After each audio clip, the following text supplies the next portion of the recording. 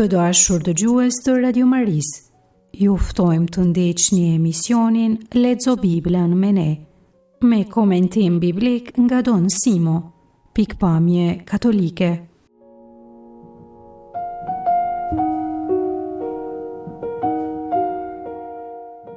Do të lexojmë në takimin e sotshëm pjesë prej kapitujve 9 deri në 17 të librit të dytë të Mbretërve.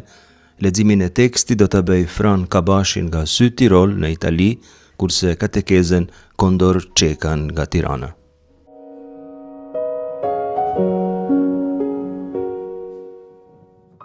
Nga libri i dytë i Mbretërve, kapitulli 9, rreth 17 deri në 13.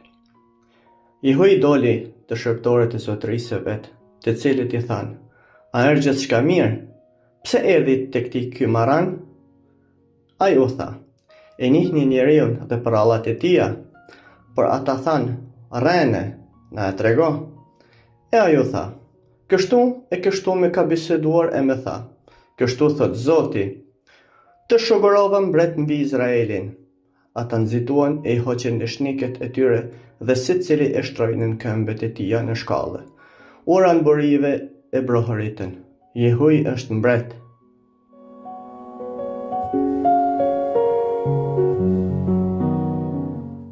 Libri i dytë i Mbretërve që lexuam përshkruan rrethanat e intronizimit të Jehu për mbret dhe fillimet e revolucionit të tij. Është epizodi i lyerjes së tij me vaj dhe i shugurimit të tij. Elizeu kishte dërguar njërin nga Beneha në vijim, një prej bijve të profetënve, një shërptor të tij pra, dhe i kishte urdhëruar ta lyejë Jehun për mbret mbi Izraelin. Njëkohësisht, ky Ben Hanavi do të shpallte se Jehu do ta shkatronte shtëpinë e Ahav. E mani men, kështu kishte para pa profeti Elia tek libri i parë i Mbretërve 21:17-24. Tek libri i dytë i Mbretërve 9:6-10 lexojmë se lyerja me vaj e mbretit Jehu ka ndodhur në një ceremoni private. Tani është koha që Jehu ta bëj publike shugurimin e tij. Ahabi dhe Jezebel janë përfaqësues e dinastisë së Omrit. Jehu vjen prej një dinastie tjetër. Ti themi 2-3 fjalë për dinastinë e Omrit, sepse ka shumë rëndësi. Ajo është dinastia e parë mbretërore në Izrael që përshkruhet në Bibël, për të cilën kemi të dhëna arkeologjike të pavarura prej Biblës. Me thënë të vërtetën, kjo nuk është krejt e vërtetë, sepse tek shtylla ose siç thirret teknikisht Stela e Tel Dan, që ishte shekullit 9 para Krishtit, ka në të një mbishkrim aramaik, në të cilën ndodhen 6 shkronja hebraike. Aramaike janë të njëjta shkronja: Bet, Vav, Tav, Dalet, Vav, Dalet, që ndoshta mund ta lexojmë Bet David. Mund t'i referohet pra dinastisë së mbretit David ose shtëpisë së Davidit. Por kjo është mjaft e debatueshme, sepse janë 6 shkronja pa kontekst, edhe sepse mund t'i referohet ndonjë shtëpi tjetër dhe është unike e këtij lloji. Ka studiues që mbështesin faktin se për një mend thot Bet David, disa studiues thonë se jo, është shumë e debatueshme. Për këtë arsye, dëshmitë për dinastinë e Omrit konsiderohen shumë më solide, së pari sepse janë më të shumta në numër dhe së dyti sepse secila prej tyre konfirmon tjetrën.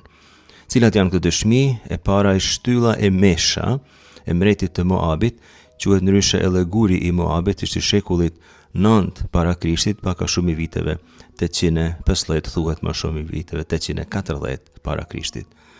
Në të lexojmë se, po citoj, Omri ishte mbret i Izraelit dhe shtypi Moabin për shumë ditë. Pak më poshtë Mesha shkruan kështu: Djali i tij zuri vendin e tij, edhe ai tha gjithashtu, unë do ta shtyp Moabin. Në ditët e mia, vazhdon mbreti Mesha i Moabit, ai tha, ejani të shkojmë dhe unë do ta shoh dëshirën time mbi të dhe mbi shtëpinë e tij, kurse Izraeli tha, unë do ta shkatroj atë përgjithmonë. Përkthimi është imi prej anglishtes. Ky tekst është i studiuar shumë, në shumë vende është i padeshifrueshëm, në do vende tjerë është i paqartë. Ajo që është e qartë është se përmendet mbreti Omri, djali i tij Ahabi, dhe përmenden si mbretër të Izraelit që sulmojnë Moabin, gjëra të konfirmuara nga libri i parë dhe i dytë i Mbretërve. Dëshmia e dytë është monoliti i Kurk, që ndodhet në arkivat e Asirëve, që është i të njëjtës kohë pak a shumë si shtylla e Mesha, është i vitit 853 para Krishtit. Mbreti Asir Shalmanasar i tretë përmend aleancën e mbretërve që u ngritën kundër tij. Ndër tjera, ai përmend emrin e Ahabit të Izraelit. Thotë se Ahabi i Izraelit kontribuoi në betejë me një forcë ushtarake shumë të madhe, prej 2000 karrocash deri në 10.000 ushtarë e tjera. Dëshmitari i tretë është një tjetër shtyllë asire që quhet Obelisku i zi i Shalmaneser i tretë i viteve rreth 825 para Krishtit, përmend mbretin e Izraelit Jehu, i cili paguan haraç perandorisë asire. Në atë kohë Izraeli quhej prej asirëve shtëpia e Omrit, edhe kjo është interesante, edhe pse ajo dinasti më nuk ekzistonte, pikërisht sepse kishte qenë asgjësuar nga Jehu, ndoshta për ta poshtruar Jehun, por ndoshta edhe se Omri ka lënë përshtypje në nivel ndërkombëtar në kohën kur ka sunduar ai. Për këtyre shënimeve me karakter historik të kthejmë tek teksti. Jemi te libri 2 i mbretërve kapitulli 9, rreshtat 11 deri në 13. Jehu doli te shërbëtorët e zotërisë së vet, thot rreshti 11, të cilët i thanë: "A është gjithçka mirë? Pse erdhi tek ti ky marran?" E kanë fjalën pra për djalin e profetëve.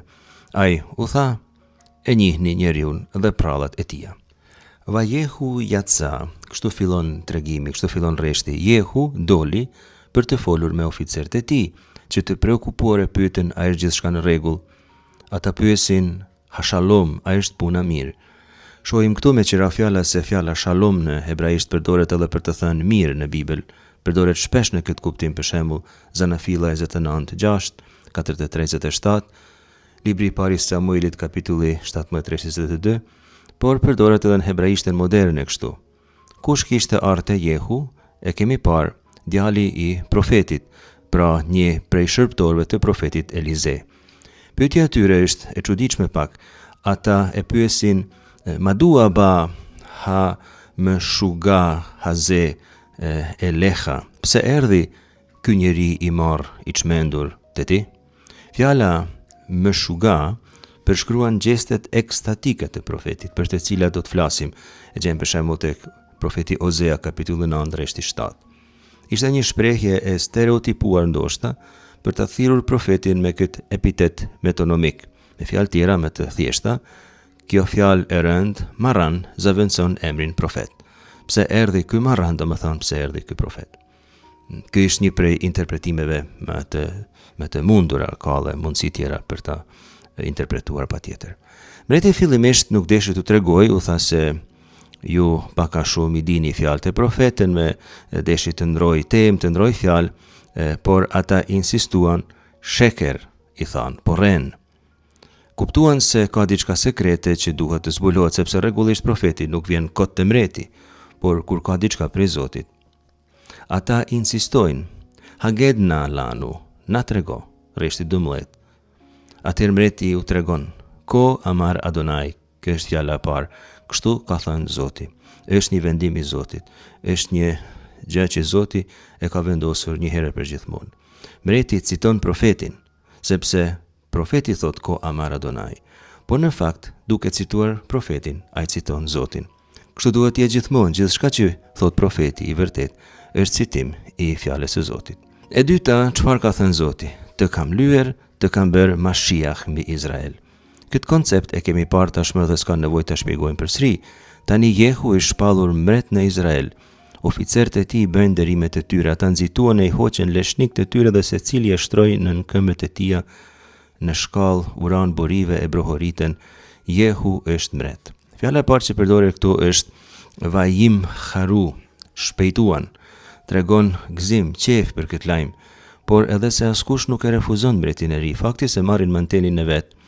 Sikur se shkruan në hebraisht vajikhu ish et bigdo, tregon pikrisht këtë festim kolektiv. Shtrirja e mantelit për tokë është shenjë në shtrimit para mretit. Kemi pastaj edhe një gest tjetër. Ata i shtrin këto mantele mbi shkallë të zbuluara, dhe kjo është një shenjë respekti. E mani mend çfarë thot Shën Marku tek Ungjilli i Markut, pra kapitulli 11 rreshti 8, kur Jezusi hyri në Jerusalem. Ai shkruan se shumë njerëz i shtrin petkët e veta udhës, e disa tjerë gemat që këputnin nëpër ara. Është shenjë respekti, shenjë nënshtrimi. Në atë moment Jerusalem Jezusi po trajtohej dhe nderohej si mbret. Në fund i fryn edhe bririt, shofar në hebraisht.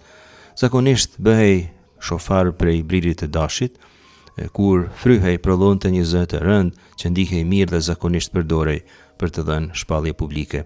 Në Bibël lexojmë disa herë emrin shofar, si për shembull tek libri 2 i Samuelit, kapitulli 15 rreth 10. Atëherë Absalomi dërgoi lajmtar në të gjitha fiset e Izraelit me këtë porosi: posa të dëgjoni zërin e buris, zërin e shofar, thoni, Absalomi është bërë mret në Hebron. Kur që lyer me vaj Salomoni edhe shpall mret, libri i parë i mbretërve, kapitulli i parë rreth 34, 39, 41, gjithashtu i fryn shofar. Pra të rasti parë Absalomi e shpall veten mret, të rasti dytë Salomoni shpallet mret në mënyrë të rregullt. Salomoni ishte vllai i Absalomit, sikur se dini të dy djemtë e Davidit. Së fundi bërtiten Malach Jehu. Jehu është mret, Jehu mbretëron. Kjo shpallje publike në unison në gjithashtu praktik në Izraelin e lashtë.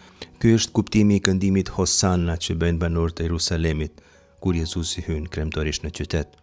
Jezusi është i lyeri, i shpallur i mret, i tradhtuari, i vdekuri, i gjalli që jep jetë.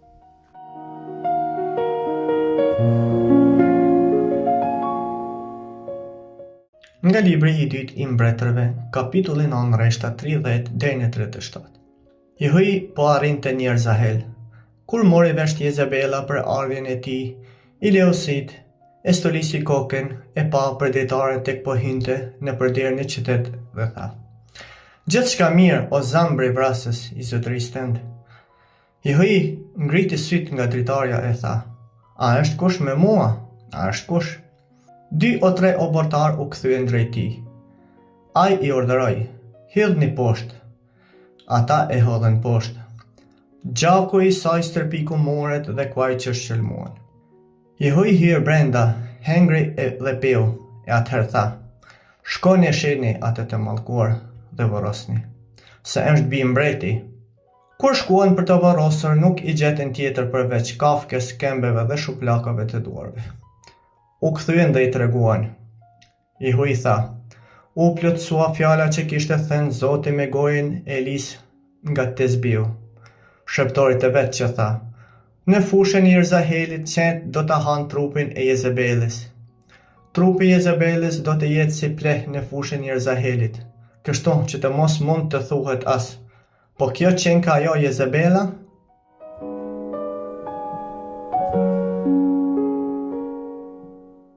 Pjesa që lexuam mirët pra prej librit të 2 të mbretërve, kapitulli 9 rreshta 30 deri në 37, përshkruan vdekjen e Jezebel të Jezebeles dhe zhdukjen përfundimtare të dinastisë së Omrit, kësaj herë sipas tregimit biblik, e pa me historinë nga pikpamja historike.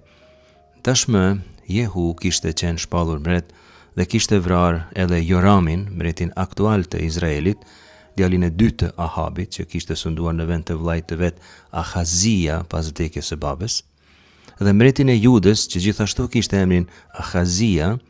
Është rast homonimie, pra është i njëjti emër, por jo i njëjti person. Tani Jehu shkon në Jezreel për të pushtuar edhe atë ku rrinte Jezebel pas vdekjes së burrit. Djalin e vet e kishte pas në pushtet, por Jehu e kishte vrarë. Emani men Elia kishte thënë se qend do të hanë Jezebel afër mureve të Jezreelit. Tani ta shohim çfarë do të ndodhë. Tregon rreshti 30 se kur ajo dëgjoi se erdhi Jehu në qytet, leu syt me boj, puk në hebraisht, sipas gjasave me antimon, që ishte një mineral që shndrohej në pluhur të zi, përdorej aso kohë për të zbukuruar fytyrën, ose me kol, që është në shqip thirrët edhe surme, që gjithashtu formonte një pluhur të zi për kozmetikën e kohës. Përdoren këto minerale për zbukurime të fytyrës, për shembull tek Jeremia kapitulli 4 rreshti 30, Ezekieli 23:14. Prej fjalës kol vjen edhe emri modern alkohol me qira fjala, por kjo është një çështje e tjetër, për një bisedë tjetër, jo për komentin e Biblës patjetër. Të kthejmë tani te Jezebel. Ajo i leu syt, rregulloi kokën, me gjast rregulloi flokt dhe doli në dritare. Kishte shpresë ta shihte mreti, shpresonte ta joshte ndoshta me bukurinë e saj. Ishte edhe në moshë tashmë, i kishin vdek të dy djemtë që të dy kishte pas mretër. Nuk ishte më e re, por i shkonte mendja se ishte e bukur. Është shumë keq kur njeriut i shkon mendja se është i bukur dhe se ka merita fal bukurisë së tij ose të saj. Unë nuk po them se Jezebel nuk ishte e bukur, sepse këtë teksti nuk e thot. Ajo që thot teksti është se edhe në këto kushte, pas krimesh që kishte bërë dhe pas vdekjes së dy djemve, ajo akoma kujtohet të përdor trupin e vet me Josh, mretin e sa po shpallur të Izraelit. Ajo e manipuloi burrin e vet, që ishte pak depresiv, por të shuguruarin e Zotit zërse do t'i arrijë ta manipuloj. Studiuesit nuk janë krejtësisht dakord, nuk bien dakord me interpretimin e arsyeve të lyerjes. Jezebel disa thonë se u lye si prostitut me qëllim që të shpëtoj, mund tjetë. Tjerë mendojnë se ajo tregoi dinjitet para se të vdes, u vesh si mbretëresh sepse kështu dëshiron të vdes si mbretëresh. Unë mendoj se nuk duhet të përjashtojmë asnjë prej këtyre leximeve, sa më shumë opsione që na jep teksti për të menduar, aq më shumë ide i jepen për të studiuar edhe për të menduar edhe nga ana teologjike mbi tekstet që po lexojmë. Jehu i hyri asaj në shtëpi dhe ajo bëri një pyetje provokative. Hashalom Zimri, Horeg Adonav. A është mirë Zimri, vrasi i zotrisë vet? Jehun e quan Zimri, po kush ishte Zimri? Sipas librit të parë të mbretërve kapitulli 16, rreshti 9 deri 20, në të kaluarën, Zimri kishte qenë ushtari i lartë i mbretit të Izraelit Ela, birit të Baasha, dhe kishte vrarë të zotin e tij. Pas kësaj kishte mbretëruar vetëm 7 ditë. I rrethuar nga Omri kishte vdekur duke djegur pallatin pas vetes. Flet me sarkazëm pra Jezebel, edhe ti je si Zimri i thot, por në mënyrë të tërthort. Je vrasës i Zotit tanë, sepse kishte vrarë mbretin Joram, djalin e saj. Kështu i sugjeron se fati i tij do të jetë i njëjtë si i Zimrit. Bën përshtypje, ajo fyen, po shtron mbretin e vetëdijshme se është para vdekjes. Sikur të sillej ndryshe, ndoshta do të kishte shpëtuar. Hidhrohet mbreti, po lexojmë Jehu i ngriti syt nga dritarja e tha, a është kush me mua, a është kush? 2-3 obortaru kthyen drejt tij. Ai urdhroi, hidheni poshtë. Ata hodhen poshtë e gjaku i saj stërpiku muret dhe kuajt që e shqelmuan. Jehu pra nuk bisedon me të, humb nervat dhe urdhron të hidhet nga dritarja, nga vendi ku shikonte e lyer me bojna.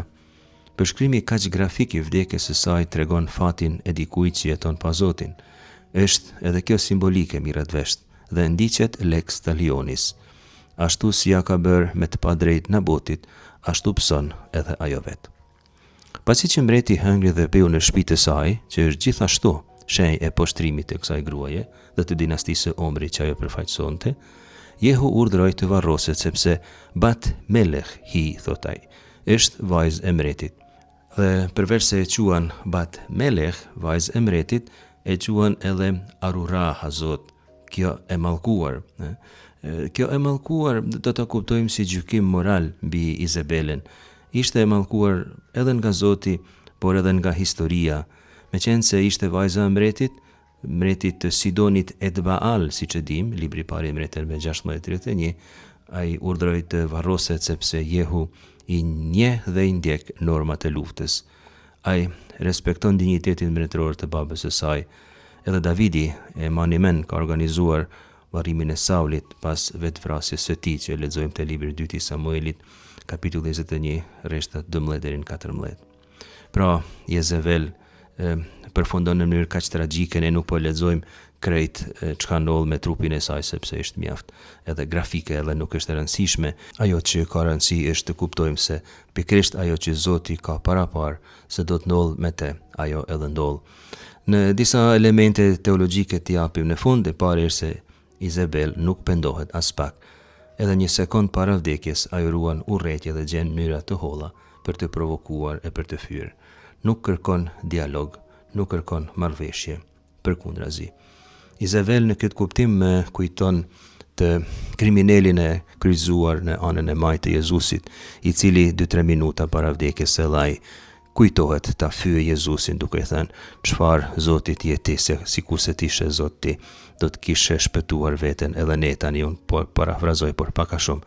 Këto janë fjalë që ai thot 2-3 minuta para se me vdek, derisa shoku i tij shfrytëzon rastin të pendohet, t'i kërkoj falje, dhe sikur se dini, Jezusi i premton se atë natë ata të dy së bashku do t'jenë në Paris. Një tjetër element teologjik që gjejmë këtu është se plotësohet profecia. Kjo është ndoshta elementi kryesor teologjik. Profeti Elia ka gjykuar Ahabin, libri parë i Mbretërve 21, 17-24. Kjo ishte një dëvar Adonai, vetëm çka thot Zoti, ndodh pikrisht ashtu sikur se ka thënë Zoti. Kështu ndodh gjithmonë ndodh çka thot Zoti.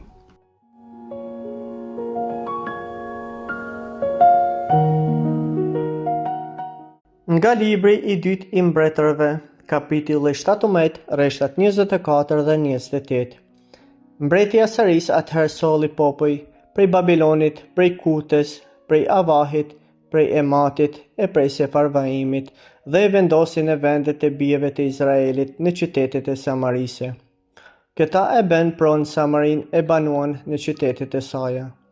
Tashti, qysh në fillim të nguljes së tyre në të, nuk e kishin frikë Zotin.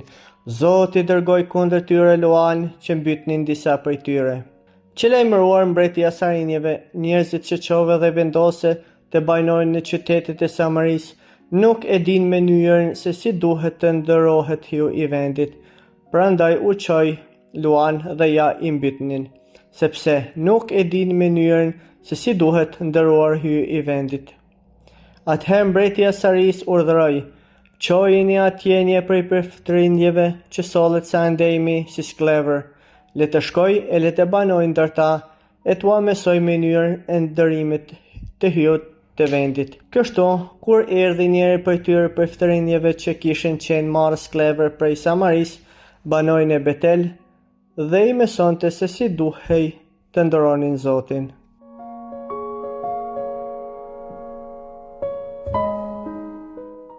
Pjesa që lexuam, që marrim prej kapitullit 17 të librit të dytë të Mbretërve, tregon çka ndodhi në Samari pas rënies së saj në vitin 722 para Krishtit.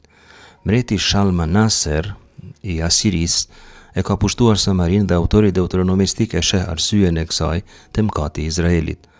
Rreshtat që lexuam flasin mbi një situatë historike të rëndësishme mbi vendosjen e popujve të huaj në Samari pas shpërnguljes së të parëve dhe origjinën e samaritanëve të mëvonshëm. Tregon rreshti 24 se mbreti i Asiris solli popuj prej Babilonit, prej Kutës, prej Avahit, prej Ematit, prej Sefarvaimit dhe i vendosi në vend të bijve të Izraelit, në qytetet e Samaris. Këta bën pronë Samarin e banuan në qytetet e saj. Është pra fjalë për një rikolonizim të territoreve të pushtuara. Prej të dhënave historike e dim se Asirt e kishin këtë gjë si praktik politike.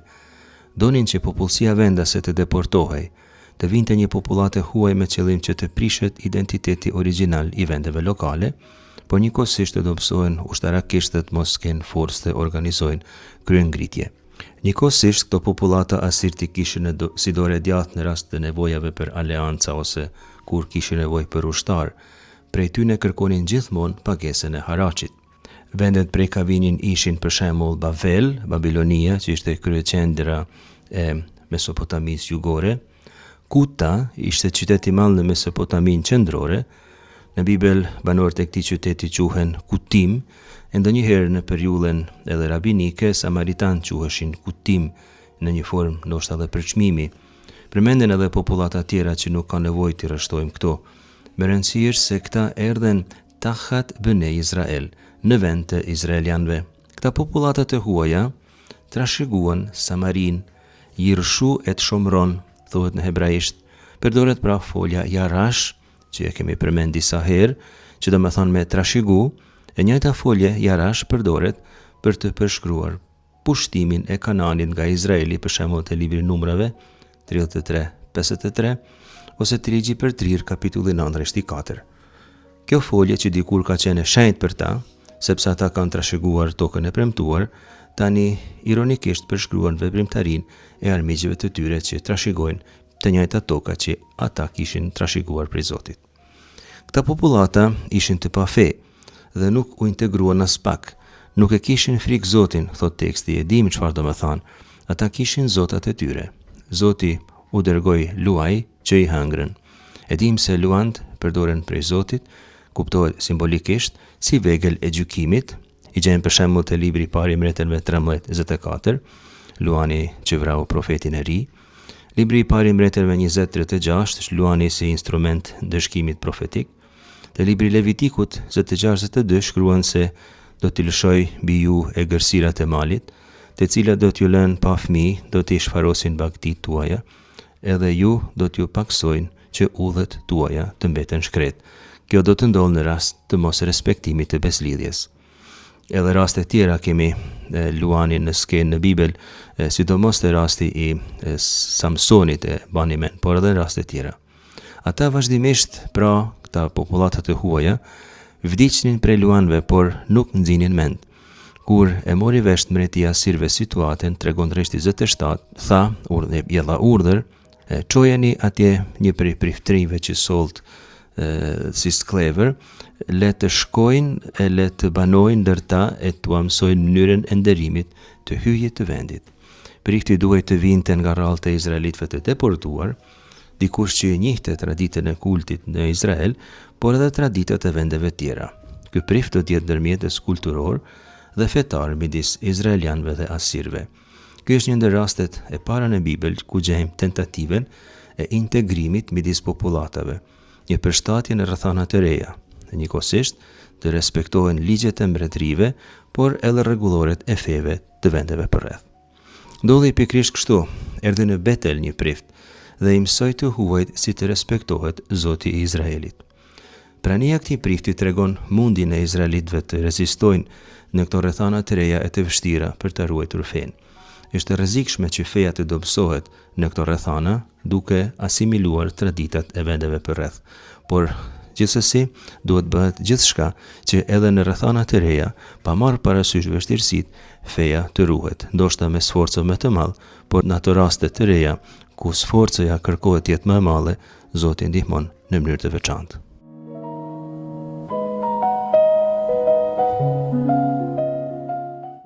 Kapitujt 9 deri në 17 të librit të dytë të Mbretërve na fusin në një nga faqet më dinamike, dramatike, por edhe më udhëzuese të besëlidhjes së vjetër. Për ne si katolik, shkrimi i shenjtë nuk është thjesht një libër historie apo një kronik e ftohtë e rënieve dhe ngritjeve politike të një populli të lashtë. Çdo rresht që shfletojmë është pjesë e gjallë e asaj që kisha e quan historia e shëlbimit. Tregimi i madh i dashurisë, durimit dhe drejtësisë së hyjit ndaj njerëzimit. Tregimi i madh i dashurisë, durimit dhe drejtësisë së hyjit ndaj njerëzimit. Në këtë blok kapitujsh, ne i lexojmë ngjarjet përmes filtrit të shenjtë të beslidhjes dhe urtësisë hyjnore. Shohim mbretër që ngrihen e bien, profetë që bëjnë mrekulli dhe një popull që shpesh luhatet mes adhurimit të vërtet dhe idhujve pagan. Por mbi të gjitha zbulojmë se si fjala e hyjit, e thënë përmes profetëve të tij, si Elia dhe Eliseu, nuk shkon kurrë hupse, bëhet realitet dhe plotësohet gjithmonë në mënyrë absolute. Udhëtimi ynë bazohet në 3 ndalesa të veçanta shpirtërore, duke u nisur nga 3 pasazhe kyçe, por duke u ndalur edhe te disa dëshmi të tjera që na prekin thellë në përditshmërinë tonë të fesë. Do të flasim për sekretin e një vajosjeje mbretërore, për rënien e tmerrshme të një mbretëreshe kryeneçe dhe për rrezikun e madh të një feje gjysmë pagane që përsëritet edhe në kohët tona. Ndalesa e parë, vajosja e Jehut dhe Krishti te secili prej nesh. 2 Mbretërve 9, vargjet 11-13. Në kapitullin e 9, profeti Eliseu dërgon fshehurëzi, një nga bijtë e profetëve në kampin ushtarak në Ramot të Galaadit. Misioni i tij është i qartë: të gjejë komandantin e ushtrisë, Jehuin, ta fusë në dhomën e brendshme dhe të zbrazë mbi kokën e tij një enë me vaj, duke e shpallur mbret të Izraelit për të çrënjosur shtëpinë mëkatare të Akabit. Pasi djaloshi profet kryen vajosjen dhe ikën me shpejtësi, Jehu del jashtë te shokët e tij dhe këtu arrim tek pasazhi ynë i parë. Sa i thellë është ky pasazh. Ushtarët e tjerë fillimisht e quajnë profetin e Zotit një marran ose të çmendur. Sa herë bota e sotme i quan të çmendur, jashtë mode apo pa mend ata që ndjekin me besnikëri fjalën e Zotit dhe udhëzimet e kishës. Por ndryshimi i menjëhershëm vjen kur ata dëgjojnë autoritetin e fjalës së Zotit. Ata ushtar të ashpër preken në zemër, i heqin petkat e tyre dhe i shtrojnë në përshkallë nën këmbët e Jehut, duke rënë borive. Në egzegezën katolike, kjo skenë mbart një kuptim të dyfisht. Së pari, shtrimi i petkave është një akt tipologjik profetik. Ai paralajmëron drejt për drejt atë që do të ndodhë shekuj më vonë, kur mbreti i vërtet, Jezu Krishti, do të hyjë në Jeruzalem të dielën e larit dhe mbar populli do të shtroj petkat dhe degët e palmave përpara tij. Së dyti, ky tekst na fton në një katekezë personale. Vajosja e Jehut me vaj na kujton se pushteti i vërtet dhe misioni nuk buron nga forca njerëzore, por nga vullneti i hyjit.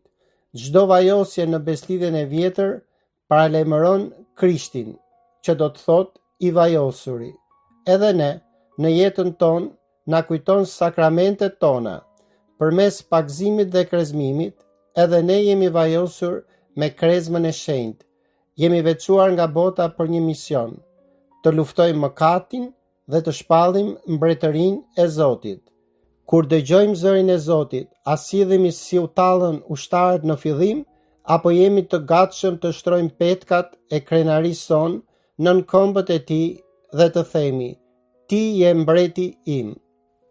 Ndalesa e dytë, rënja e Jezabelës dhe maskat e mëkatit. 2 mbretërve 9, vargje 30 deri më 37. Udhëtimi ynë vazhdon brenda të njëjtit kapitull, por tani zhvendosemi në Jezrael, ku Jehui po hyn me karrocën e tij për të ekzekutuar drejtësinë hynore mbi shtëpinë e korruptuar të Akabit. Atje ndodhet mbretëresha mëkatare Jezabela, e cila kishte persekutuar profetët dhe kishte mbushur vendin me kultin pagan të Baalit. Kjo skenë është padyshim e rëndë dhe tronditse, por etrit e kishës, si Shën Agustini, na ftojnë të shikojmë përtej dhunës fizike për të kuptuar mësimin moral dhe eskatologjik. Jezabela e di se po i vjen fundi i saj, por në vend që të bjerë në gjunjë për pendes, ajo lyen syt dhe zbukuron kokën për të parë nga dritarja me arrogancë. Kjo është maska e fundit e mëkatit dhe e vanitetit njerëzor. Mëkati gjithmonë përpiqet të duket i bukur, i lyer, tërheqës dhe i fuqishëm nga jashtë, madje edhe kur brenda tij është krejtësisht i kalbur. Dhe shikoni tradhtinë e obortarëve të saj. Mjafton një fjalë e Jehut dhe vetë shërbëtorët e saj e hollën poshtë. Edhe ne mund të kuptojmë diçka këtu. Kush ndërton jetën, sigurinë dhe pushtetin mbi frikën, mbi gënjeshtrën dhe mbi mëkatin, do të braktiset nga të gjithë në çastin e rënies.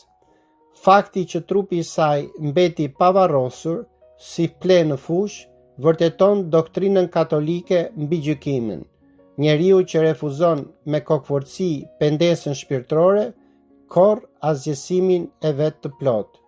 Ky pasazh na fton të dëbojmë nga dritaret e shpirtit ton çdo mendimallësi, përpara se kështjedha e rreme e mëkatit të shembet mbi ne.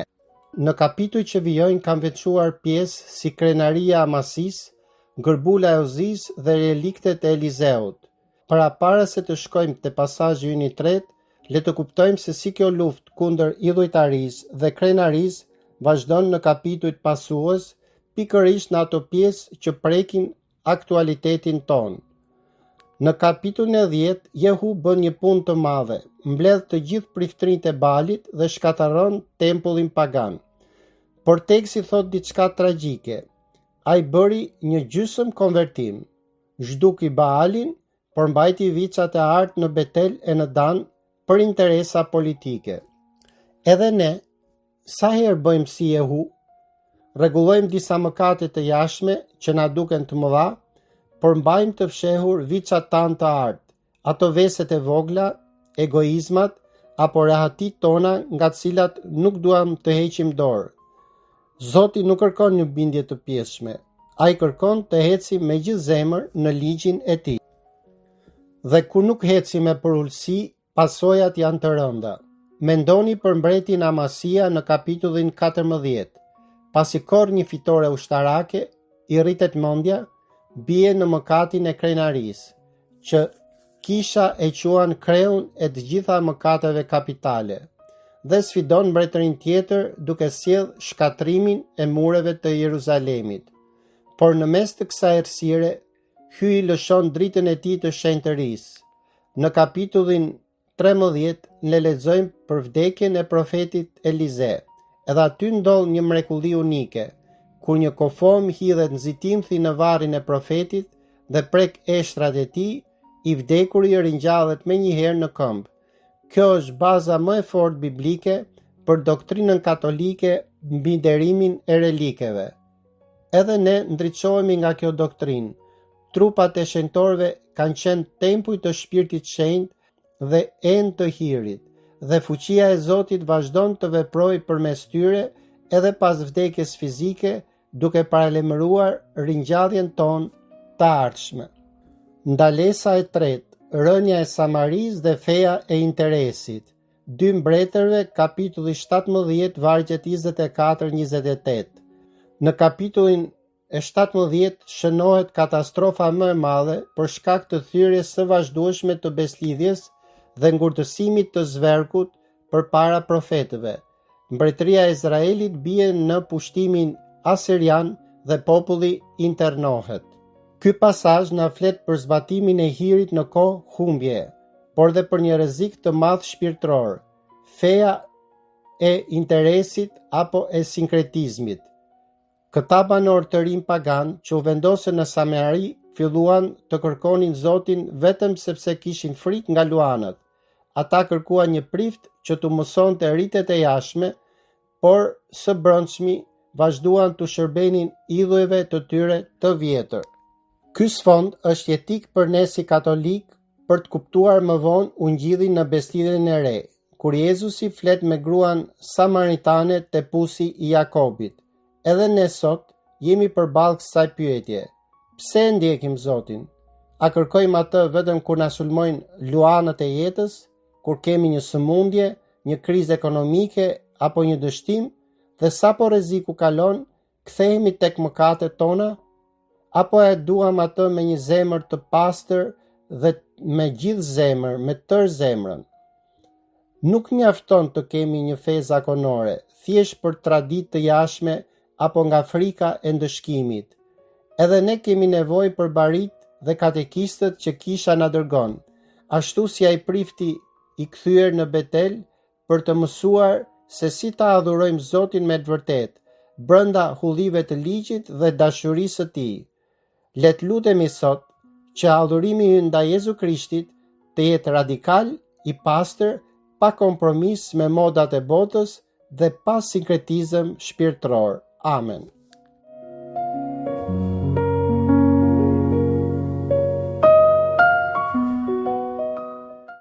Në takimin e ardhshëm do të lexojmë kapitujt 18 deri në 25 për librit të 2 të Mbretërve dhe në këtë mënyrë përfundojmë leximin e këtij librit.